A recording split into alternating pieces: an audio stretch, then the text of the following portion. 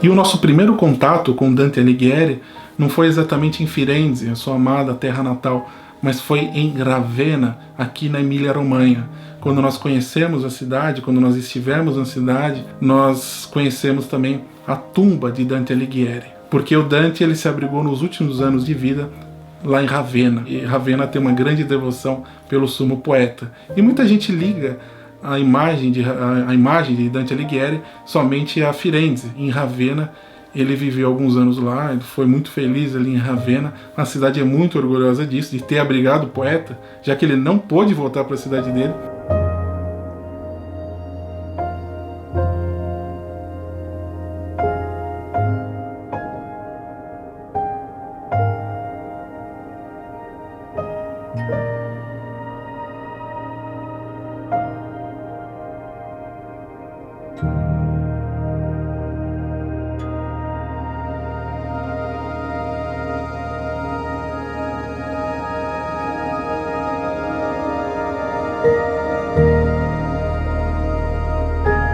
Não apenas a cidade de Ravenna, mas como outras cidades da Emília-Romanha em que ele passou e registrou em versos.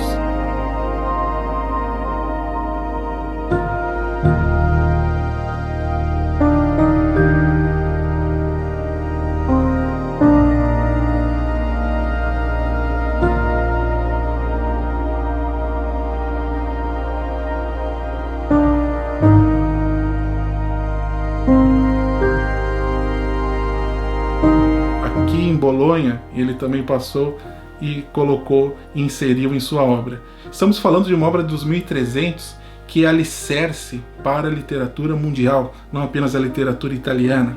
Ela também pode ser uma obra de cunho turístico, por que não? Afinal, ao vagar por tantas cidades, Dante também nos ensina a como descobrir, a como viajar, a como observar, e não apenas ir de um lugar para o outro.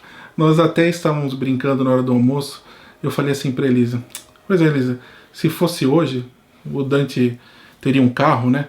Então ele sairia de Firenze, iria para Forlì, de Forlì iria para Ravenna. Será que ele teria esse contato, né, com esse meio do caminho? É nesse meio que a gente consegue as pausas necessárias para as reflexões. E a obra de Dante tem essas pausas que são fundamentais.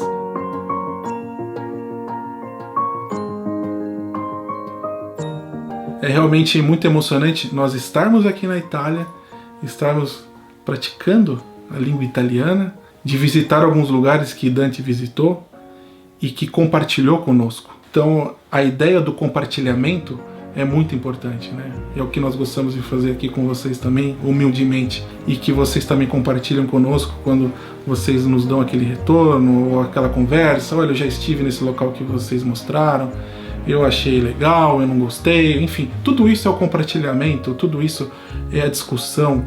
E para o Dante, nada era mais importante do que o conhecimento. Um detalhe interessante é que o Dante não era formado em nenhuma universidade de letras ou de filosofia.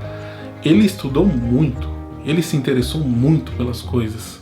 Então isso nos ensina bastante também a diferença entre um diploma, a diferença entre estudar e se interessar pelas coisas. E até conta a história que ele ia bater na porta dos padres lá, né, em Firenze para aprender filosofia, para aprender mais sobre determinada ciência, porque em tempos medievais a igreja, né, detinha grande parte do conhecimento. Então ele usou bastante dessa forma de aprendizado. São inúmeras representações, são inúmeras discussões de tudo quanto é coisa, pessoal. Por exemplo, há quem discuta sobre as influências de imagem, as influências imagéticas que Dante teve ao longo de sua vida para formar a sua imagem literária mesmo. De onde ele tirou aquela concepção de inferno, de onde ele tirou a ideia de paraíso, lógico que em preceitos bíblicos, mas na forma de imagem mesmo. Nós podemos visitar inúmeros locais aqui na Itália que provavelmente Dante passou por ali, registrou, né, em memória visual e depois aplicou em sua obra.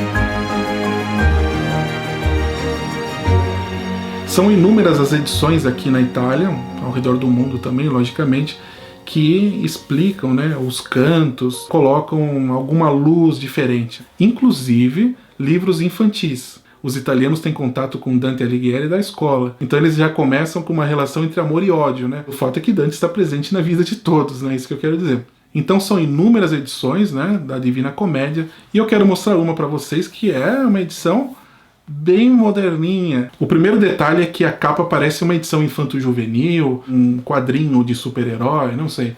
O fato é que esse desenhista italiano, ele já desenhou também inúmeros super-heróis também, e ele foi convidado pela Mondadori, uma conhecidíssima casa literária italiana, para desenhar essa versão. Mas o livro basicamente é livrão mesmo, né? Que você...